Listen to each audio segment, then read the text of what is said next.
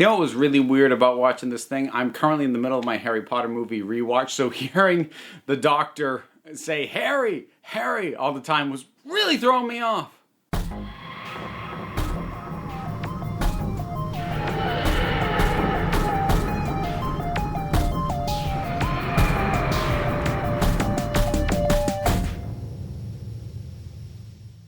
Alright folks, Classic Who review time. I know I said that I am moving these largely over to the, oh my god, I can't even think of words anymore. Over to the podcast feed, and that is still going to be the case, but some of the big ones, the real seminal ones, I still want to do in video form, and it's hard to get more seminal than Genesis of the Daleks.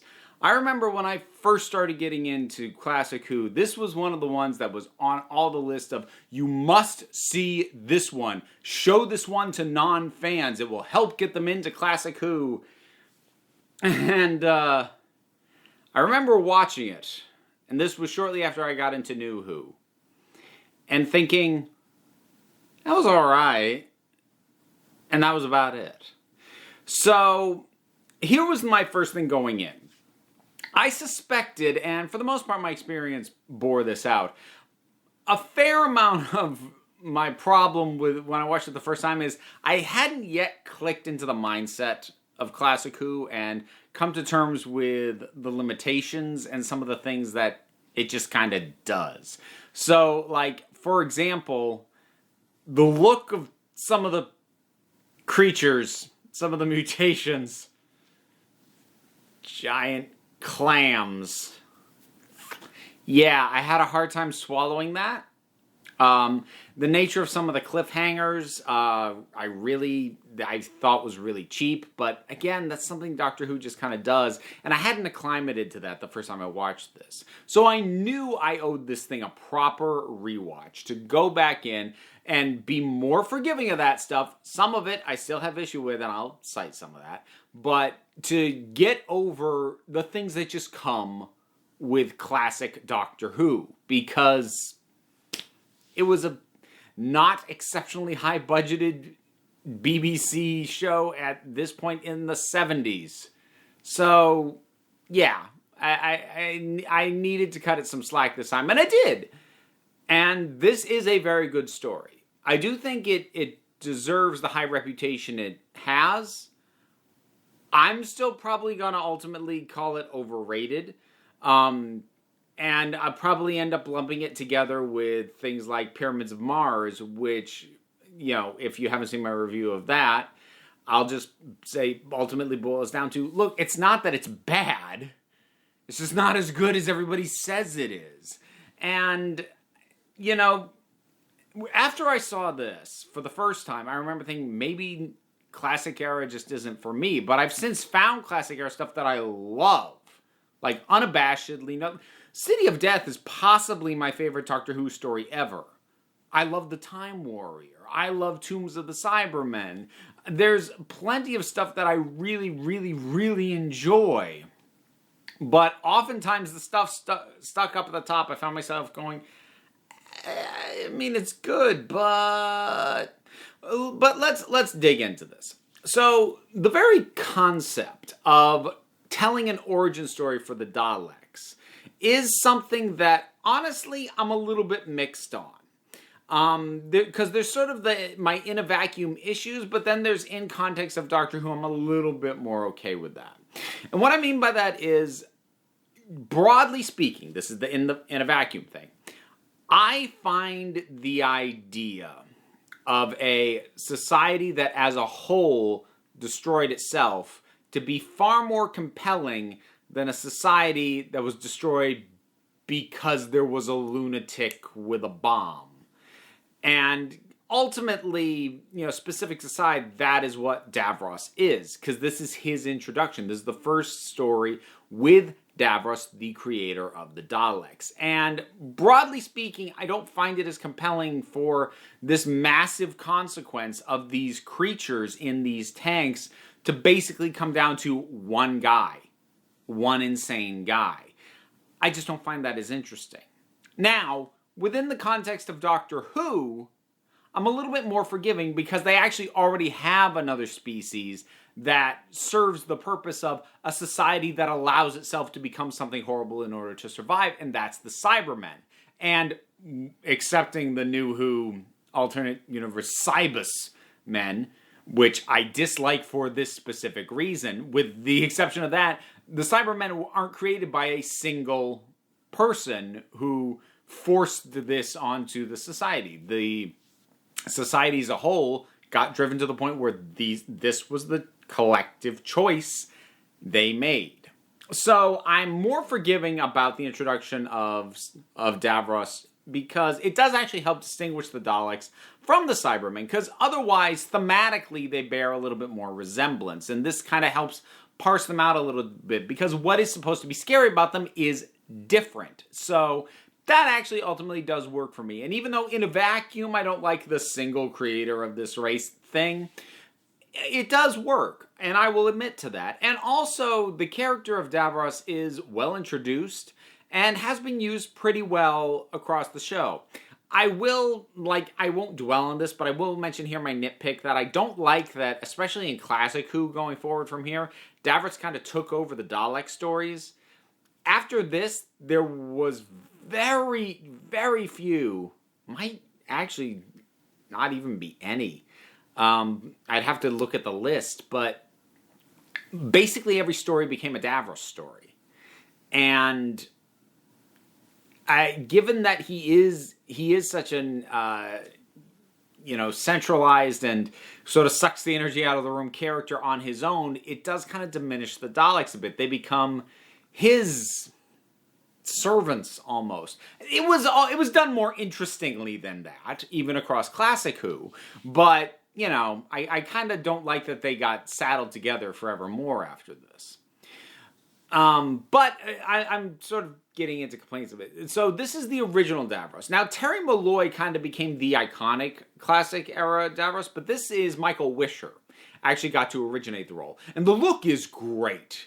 With these hollow, sunken, closed eyes and the single dot up there. And he's in his wheelchair that is very reminiscent of a Dalek, and he's got his one hand that works, and it's misshapen, and he can't move it very well. It's a terrific and compelling and startling image, and of course the similarities between him and the Daleks extends to his voice and the way he speaks, and it all tracks, especially the more we learn about him, his obsessions with his work, with pushing things to their utmost, that if he can do it, he will, just to know that he could. When it's like the Jurassic Park thing. Your scientists were so busy asking about whether or not they could, they didn't stop to think if they should. Davros has never even bothered to entertain the question of whether or not he should do anything. It's just a question of can I? And if I can, I will. And that comes across great here. His confrontation with the Doctor, the conversation about, creating a virus that would, wipe out all life, and Davros saying that he would do it. And since I mentioned the Doctor, first of all, great confrontations with Davros, but also Tom Baker he's in top form in this. He has so many great moments like, "Excuse me, can you help me? I'm a spy." Oh, God, I love it so much. That even in these heated moments, he'll flash that maniacal grin of his with the big eyes. It's like, oh. But he has that moment towards the end, holding the 2 bits of wire that'll set off an explosion that'll destroy the Dalek incubation room. Do I have the right? Looking at these 2 pieces of wire. And it's really interesting to see that there, because most action heroes in an action sci-fi setting would, even if they hesitate, would absolutely do it for the greater good. But the Doctor stops, and he's really torn up. And he knows the damage the Daleks will do. He knows that it's important that they be stopped or slowed or something. But do I have the right?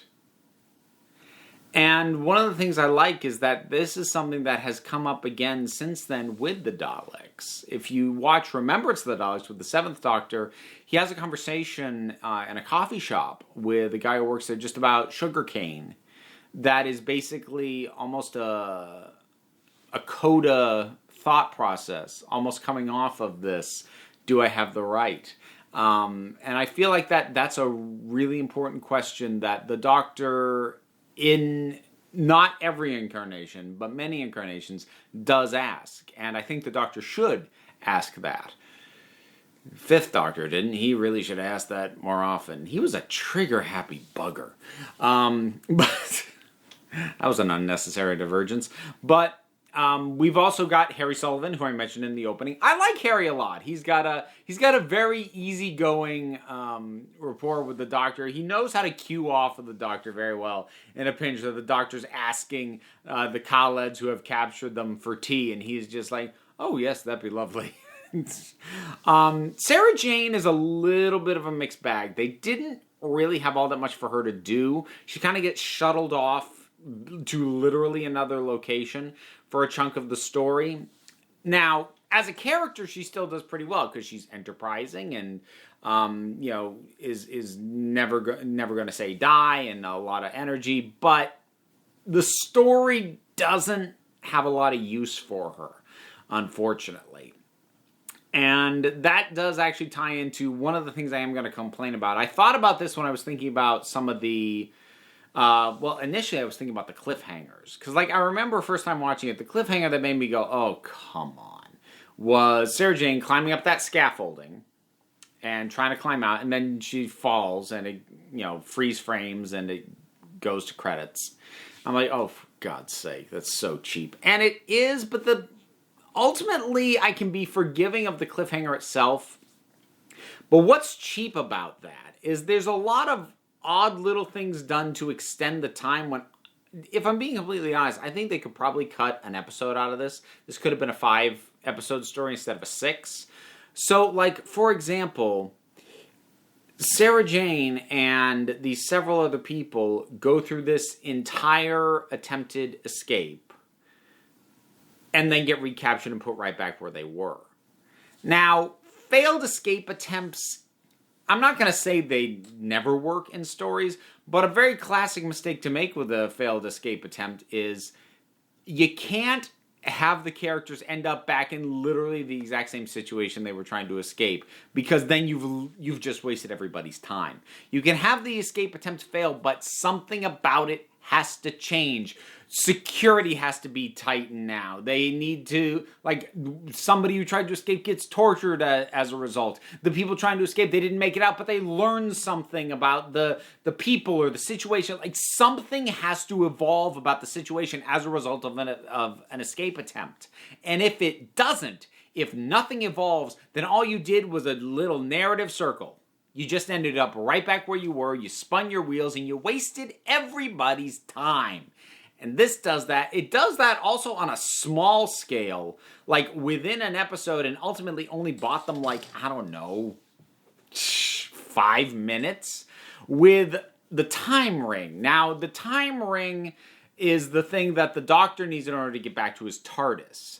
So, through most of the story, he doesn't have it. It gets taken off of him early, and they spend a long time recovering it. And then they get it, and then during a struggle with a military officer, it just comes off his wrist, and he doesn't notice until a little bit later. He's like, it's gone! And then they just go out into the hallway and find it. But it had to be gone so that they could be stuck in a room for a hot minute, because if he'd had it on him, they could have just gotten out of the room just by using the time ring. So they had to temporarily take it off him literally for one scene or to just keep him in this location briefly. It's complete gobbledygook, narratively. It's like, what was the point of that? So there's little things like that bug me. But there's other things that have bothered me in other episodes that it actually uses to its advantage. Some of the more antiquated looks really speak to that. Because initially, you know, they're in the middle of a war, but we're seeing very World War II era, World War I even era equipment, you know, rifles and gas masks and trenches. And it's like, this doesn't quite match. But first of all, the Doctor points it out and says, wow, they've been fighting for so long, they've had to resort to more primitive stuff because they burned through all their high-end gear fighting this war. And that's a cool idea, first of all. But additional to that, given that the Daleks are and were and always have been intended to be a very direct allegory to the Nazis, evoking, you know, visually evoking the war that was fought against the Nazis, or wars, you know, more of that time, that has thematic relevance. There's a reason to do that. And that's also sort of why I think they put a lot of thought into the design of the uniforms for the Khaleds. And also into Davros. Davros is very much a Dr. Mengele kind of figure. The Daleks themselves are, you know, well built up. They do their thing. There's a good build to them because, you know, we see them like, ha! But they're not even equipped with guns yet. And they get their guns. Ha! Well, they're not using them yet. Oh. Then they start using them. Ah! But they're not thinking for themselves yet. Then they start thinking for themselves. Ha! Now we're all screwed. It's a good, steady build, especially considering that it's a villain we already know. We know how this is going to play out. Yet it's still built at a nice, steady pace, and it works quite well. I think that's about all I had to say. This is better than my memory of it was. I still don't think it's the end-all, be-all of even the Fourth Doctor's era, much less all of Classic Who, the way I see so many Classic Who fans really just lose their minds over it. But it is very good. It introduces a lot of good stuff. It's got some great performances, especially from Tom Baker and from Michael Wisher. And it's a well-done piece with a little narrative flabbiness, not in its core ideas, but just in some of the circles it runs to eat up time at a few points. That will always bug me because I've always said at the end of the day, regardless of anything else, I'm a story person first. So when these things do make story decisions that just literally go nowhere, that's always going to bug me. So there is a little bit of that in here. But it's pretty small scale, and that usually bothers me more than it bothers other people, it seems like a lot of the time. But Genesis of the Daleks, Davros, Tom Baker, Sarah Jane Smith, good stuff. You've seen it. What do you think about it? Whatever your thoughts are, drop something down in the comments. Let's talk about it. Bunch of stuff down there to do as well because there's buttons, links. You can support the Patreon where you can actually vote on Classic Who episodes that I will do as video reviews. Also, it helps me pay my bills and grow the channel. It's really appreciated. And there's a bunch of other stuff down there besides. Click on links. They'll take you places. Also, the like button. Smash that. And subscribe. And also don't do something else if you really want to, because at the end of the day, you're the council. I'm just running the meetings. And until next time, this council is adjourned.